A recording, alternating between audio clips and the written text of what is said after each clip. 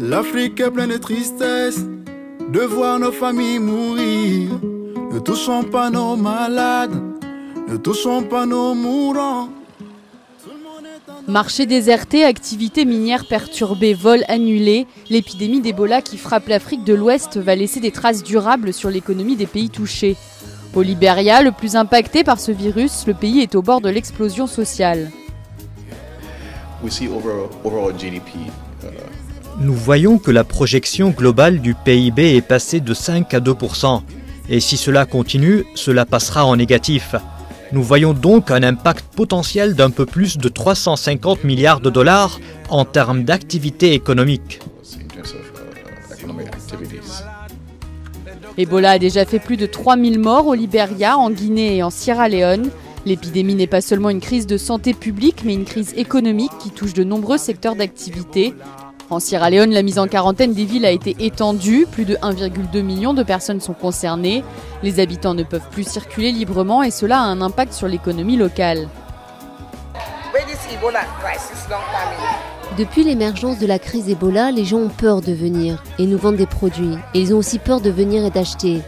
Avant, quand nous allions au marché, nous pouvions acheter des produits pour pas très cher. Mais maintenant, depuis qu'ils prennent un risque en venant ici, les produits sont très chers. Le secteur touristique souffre aussi et les annulations de vols n'ont que renforcé le manque de vacanciers dans ces pays. On est presque à 0% d'occupation.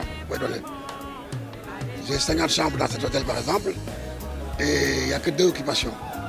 Et c'est des compatriotes sénégalais qui n'arrivent même plus à payer. Donc, parce que les frontières sont fermées, il n'y a pas d'avion. Afin d'aider les pays touchés, le Fonds monétaire international a approuvé une aide supplémentaire de 130 millions de dollars pour la Guinée, le Libéria et la Sierra Leone. Dans ces 3 pays, l'impact du virus est estimé à plus de 100 millions de dollars par pays. Ce que nous voyons avec Ebola, c'est que le secteur des matières premières des pays touchés est lentement mis sous pression. Il n'y a pas eu de désinvestissement massif et soudain. Ce qu'il se passe, c'est un ralentissement de toutes les opérations. Tout le monde met tout au second plan en termes de nouveaux investissements. Une situation inquiétante pour les pays les plus touchés, mais d'après le département Afrique du FMI, la croissance économique en Afrique subsaharienne devrait toutefois rester stable. Les 3 pays frappés par l'épidémie ne représentent qu'1% du produit intérieur brut de la région.